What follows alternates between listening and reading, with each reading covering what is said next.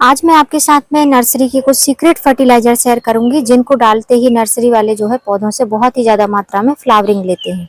होता क्या है कि जब हम नर्सरी में जाते हैं तो बहुत ही अच्छे अच्छे फ्लावर खिले होते हैं, उन्हीं को देखते हुए हम प्लांट जो है परचेज कर लेते हैं कि ऐसे ही फूल हमारे गार्डन में भी खिलेंगे। लेकिन जब तक उस जो फर्टिलाइजर वो डाले रहते हैं उसका असर रहता है हमारे पौधों पर, तब तक वो फ्लावरिंग करते हैं।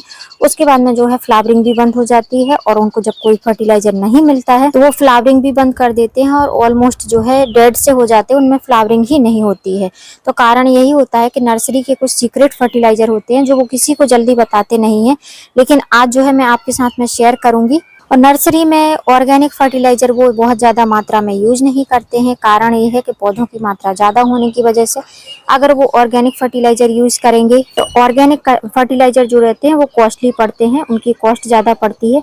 और जो हमारे केमिकल फर्टिलाइजर होते हैं उनकी कॉस्ट उतनी ज़्यादा नहीं होती है और वो इंस्टेंट हमको रिजल्ट देते हैं। तो अगर आपको भी पौधों में ज़्यादा फ्लावरिंग चाहिए तो आप इन फर्टिलाइजर का यूज कर सकते हैं। तो आज हम बताते हैं कौन से फर्टिलाइजर वो डालते हैं। तो सबसे पहला फर्टिलाइजर जो आपको ये बाउल में दिख रहा है ये है डीएपी।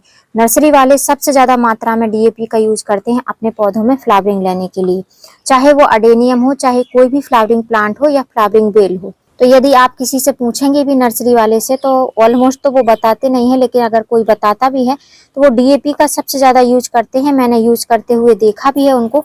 तो ये 15-15 दिन में डीएपी का यूज करते हैं जिससे कि फ्लावरिंग लगातार होती रहती है उनके पौधों में। डीएपी जो रहता है उसमें फास्फोरस की मात्रा बहुत अच्छे से होती है, तो ये हमारे पौधों के लिए बहुत ही अच्छा होता है।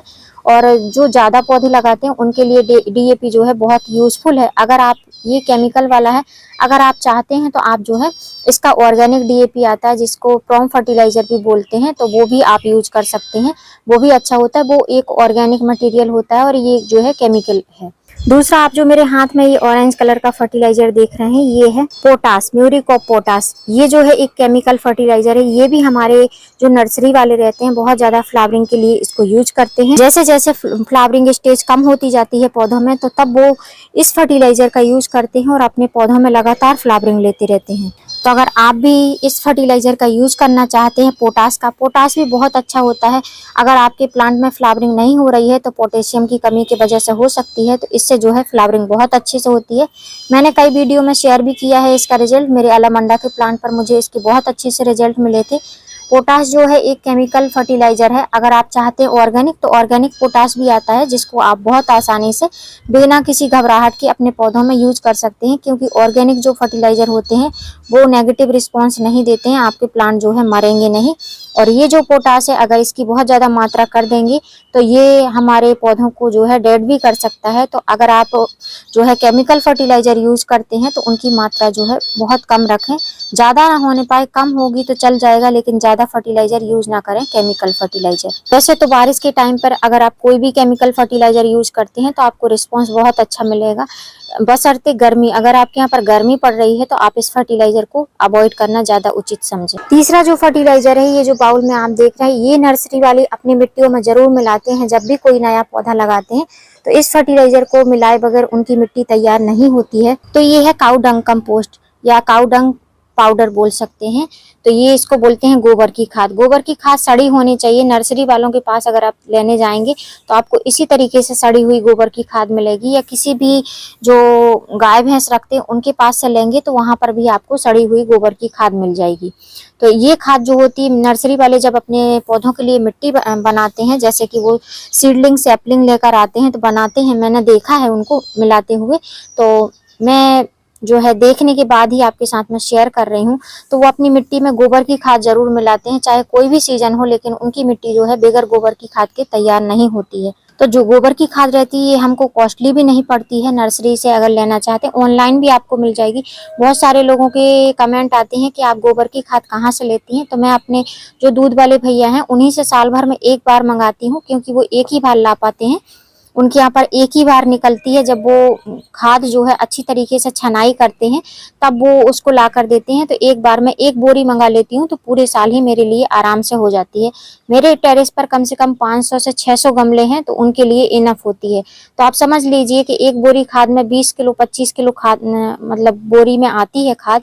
तो उस हिसाब से आप सोच लीजिए कितने में मैं 100 रुपीज में लेती हूँ। तो इस तरीके से आप इस खाद का यूज कर सकते हैं और पौधों में अच्छी तरीके से फ्लावरिंग और ग्रोथ ले सकते हैं, क्योंकि इसमें जो है नाइट्रोजन की मात्रा भी बहुत होती है, पोटेशियम, फाइबर, कैल्शियम सब कुछ होता है गोबर की खाद में, जो हमारे पौधों की ग्रोथ के लिए और फ्लावरिंग के लिए चाहिए होता है। तो आप भी अगर फ्लावरिंग लेना चाहते हैं, पौधों की अच्छी ग्रोथ चाहते हैं, हरे भरे पौधे चाहते हैं, तो आप गोबर की खाद का यूज कर सकते हैं। यदि आपके पौधों की ग्रोथ रुक गई है, ग्रोथ नहीं हो रही है, जब पौधों में ग्रोथ नहीं होगी तो उनमें फ्लावरिंग बर्ड्स किस तरीके से आएंगी। तो ग्रोथ को बढ़ाने के लिए नर्सरी वाले अपने पौधों में डालते हैं, जिससे कि उनके पौधे बहुत ही तेजी से बढ़ते हैं और फ्लावरिंग भी बहुत अच्छे से करते हैं। तो ये है NPK 19-19-19।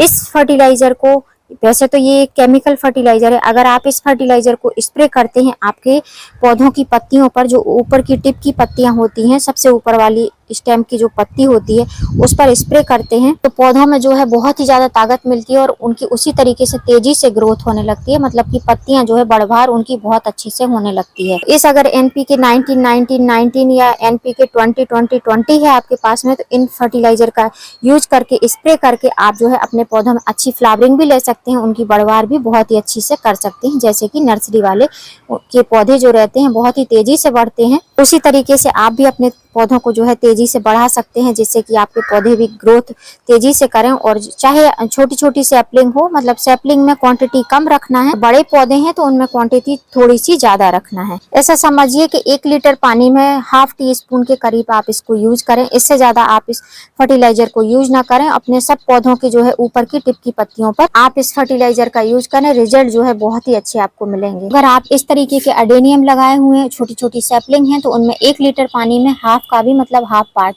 मतलब 1 चम्मच में तीसरा पार्ट जो होता है, हाफ पार्ट होता है, उसको यूज करें, तो उससे जो है रिजल्ट आपको बहुत ही अच्छे मिलेंगे। नेक्स्ट फर्टिलाइजर वो जो है, ये है दानेदार, जिसको बोलते हैं हम सीविड फर्टिलाइजर। इसमें बहुत सारे ग्रेन्यूल्स में आते हैं, छोटे बड़े दाने आते हैं, तो ये बड़े दाने में है। ये जो सब फर्टिलाइजर मैंने बताए हैं, उन्हीं के साथ में इस फर्टिलाइजर का भी वो यूज करते हैं, जिनमें जो है क्वांटिटी कम कम रखते हैं, थोड़ी थोड़ी मात्रा में, आधी चम्मच के करीब, लगभग 8-10 दाने के करीब इस फर्टिलाइजर का यूज करते हैं। और अगर उनको गुलाब वगैरह में फ्लावरिंग चाहिए रहती है, नई नई अच्छी रेड पत्तियां चाहिए होती है, तब वो इस फर्टिलाइजर का यूज करते हैं। बायोबीटा सीविड यही कंपनी यूज करते हैं, सेम यही फर्टिलाइजर का यूज करते हैं। वो बड़ी ज्यादा मात्रा में अपने प्लांट पर स्प्रे करते हैं। ये एक स्प्रे करने वाला फर्टिलाइजर है, आप चाहें तो जड़ों में भी दे सकते हैं, आप चाहें तो जो है पत्तियों पर भी स्प्रे कर सकते हैं। रिजल्ट आपको बहुत ही अच्छे मिलेंगे। गुलाब, मोगरा, गुड़हल में अगर अच्छी फ्लावरिंग चाहिए, इस तरीके से छोटे छोटे रोज प्लांट में जो मैंने कटिंग से लगाया है, इसको काफी टाइम हो गया हो लगाए हुए, आप देख सकते हैं इसमें फ्लावरिंग भी हो रही है। ये जो है काश्मीरी रोज है, जिसमें जो कांटे नहीं होते हैं, वो वाला रोज है, जिसको मैंने कटिंग से लगाया था। आप देख सकते हैं इसमें बहुत अच्छे से फ्लावरिंग हो रही है।